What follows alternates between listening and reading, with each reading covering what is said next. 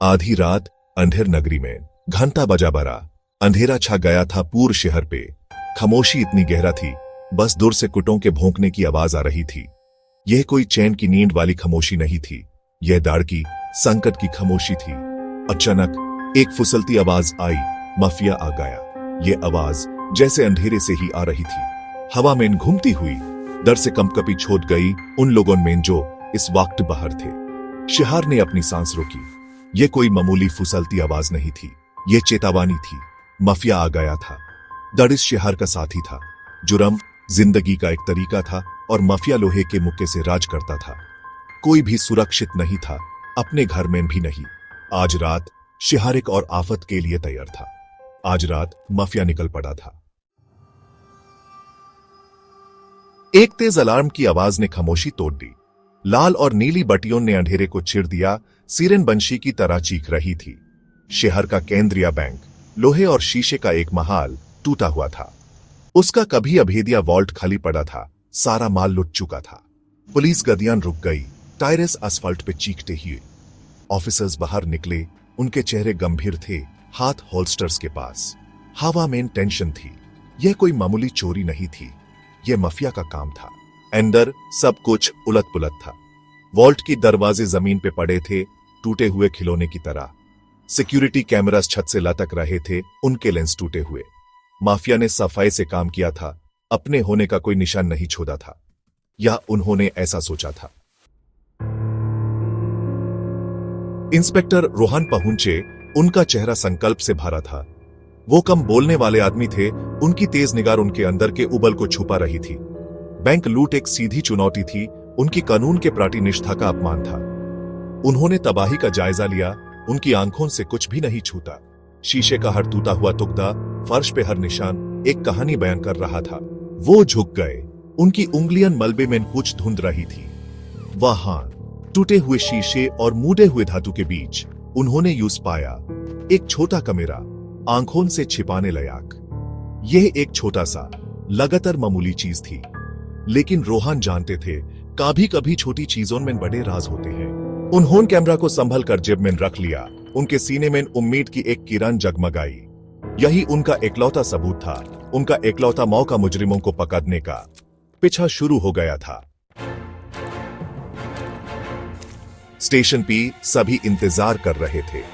मलबे से निकाला गया छोटा कमरा बैंक लूट के राज को खोलने की चाबी था।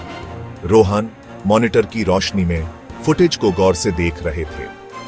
धौंधले तस्वीरें जिंदा हो गई, लुटेरों के परछाइयों को दिखा रही थी। वो तेजी और हुनर से चल रहे थे, उनके चेहरे मस्क के पीछे छिपे हुए थे। लेकिन एक आदमी अलग था।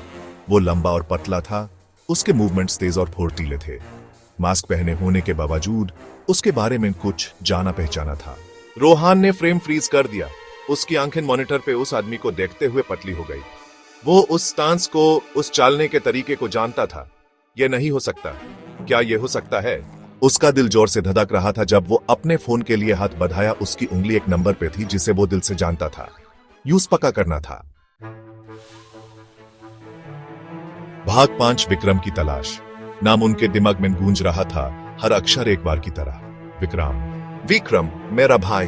वो भय जिसे उन्होंने बचाने की कसम खाई थी, वो भय जिसे वो जानते थे। यह कैसे हो सकता है? यह कैसे हो सकता है? उनके बैज का बोझ, इंसाफ का प्रतीक, उनके सीने पे भारी लग रहा था। उन्होंने अपनी भावनाओं को दबाया, उनका जबड़ा मजबूती से बंद हो गया। विक्रम अब एक संदेह था और रोहन एक पुलिस ऑफिसर के रूप में अपना फर्ज जानता था। हमारे पास एक क्लू है। उन्होंने अपनी टीम को इकट्ठा किया। उनकी आवाज में अंदर के तूफान का कोई निशान नहीं था। विक्रम को ढूंढो। तलाश शुरू हो गई थी। रोहन और उनकी टीम शहर भर में फैल गई। हर क्लू, हर फुसालती आवाज, हर परिचय का पीछा करते हुए जो उन्हें विक्रम तक ले जा सकती थी। शहर जो कभी एक जाना पहचाना रास्ता था, अब एक शिकरगाह जैसा लग रहा था। हर कोने में सामना होने की संभावना थी जिसे वो डरते थे। उस विक्रम को ढूंढना था, इससे पहले कि बहुत देर हो जाए। सेफ हाउस शहर के एक वैरन हिस्से में छिपा हुआ था, टूटी फूटी इमारतों और भूली हुई गलियों के बीच। रोहन दरवाजे के सामने खड़े थे, उनका हाथ हैंडल पे था। वो अपने दिल की धड़कन महसूस कर सकते थे। हर धड़कन उस सच का दर्दनाक याद दिला रही थी जिसका उन्हें सामना करना था। उन्होंने दरवाजा खोला। उनकी आंखें कम रोशनी में एडजस्ट कर रही थी और वो वहां था, विक्रम। वो कुर्सी पे बैठा था। उसका चेहरा गुस्से और निराशा से भरा हुआ था। उनकी आंखें मिली और एक पल के लिए उनके इतिहास का बोझ हवा में लटक रहा। रोहन, विक्रम ने कहा। उसकी आवाज खराब थी। उसने इनकार नहीं किया, बहाना नहीं बनाया। सच उसके चेहरे पे लिखा था, जिस तरह से वो रोहन की नजर से बच रहा था। मैं नहीं चाहता था कि तुम्हें इस तरह पता चले। खामोशी कमरे में छा गई, गहरा और दुम घोंटने वाली। रोहन अपने भाई को घूरते रहे। उनका दिमाग भावनाओं से भरा हुआ था। विश्वासघात, गुस्सा और एक गहरा दर्दनाक दुख उनके अंदर लद रहा था। विक्रम ये कैसे कर सकता है? वो अपने परिवार, अपने रिश्ते के साथ कैसे गद्दारी कर सकता है? उन्होंने अपनी कसम के बारे में सोचा, उस बैच के बारे में जो उनकी इंसाफ के प्रति प्रतिबद्धता का प्रतीक था। उन्होंने बैंक लूट के शिकारों के बारे में सोचा, उस डर के बारे में जो शहर की गलियों में छाया हुआ था। और वो जानते थे, एक ऐसे विश्वास के साथ जो उन्हें हड्डियों तक ठंडा कर देता था कि उन्हें क्या करना है। विक्रम, रोहन ने कहा। उनकी आवाज थोड़ी कांप रही थी। तुम जानते हो मुझे ये करना होगा। तुम जानते हो मेरे पास कोई चारा नहीं है। शब्द उनके मुंह में राख की तरह थे, लेकिन उन्होंने उन्हें जबरदस्ती कहा। हर अक्षर उनके भाई के रिश्ते के कफन में एक कील की तरह था। परिणाम से बचने का कोई रास्ता नहीं था, इस बार नहीं। विक्रम झपट पड़ा। यह एक निराशाजनक हरकत थी, दर्द और एड्रेनलिन से भरी। लेकिन रोहन तैयार था। वो साइड में हट गए। उनकी सालों की ट्रेनिंग काम आई और अपना हाथ विक्रम की कलाई पे जोर से मारा। विक्रम चीखा। बंदूक जमीन पे गिर गई। लड़ाई छोटी थी, भयानक। दो भाई खून से जुड़े, अब एक दूसरे के खिलाफ एक ऐसी लड़ाई में लाद रहे थे जो सिर्फ दिल टूटने में खत्म हो सकती थी। हर बार, हर आवाज उनके टूटे हुए रिश्ते का सबूत थी। आखिरकार एक ऐसी आह के साथ जो दुनिया का बोझ उठाने जैसी लग रही थी, रोहन विक्रम को पकाने में कामयाब रहे। उन्होंने यूं से जमीन पे गिरा दिया। उनका घुटना उसकी पीठ में दबा हुआ था। बस कर विक्रम, उन्होंने कहा। उनकी आवाज थक गई थी। शब्द एक विलाप थे, उस भय के लिए एक शोक गीत जो उन्होंने खो दिया था।